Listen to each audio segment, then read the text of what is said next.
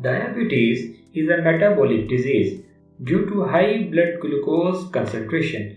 Glucose is the main source of energy. When we eat food, it increases the blood sugar level. This increased blood sugar level stimulates the pancreas to release the insulin. Insulin works like a key that opens the doors of cells and glucose enters into cell. In the absence of insulin, glucose cannot go into cells and stays in the bloodstream.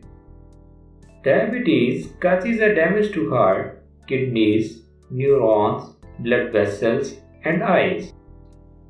What are the causes of the diabetes? It may be due to obesity, environmental factors, autoimmune antibodies, inactivity of the person, or due to age factors. Why diabetes occurs?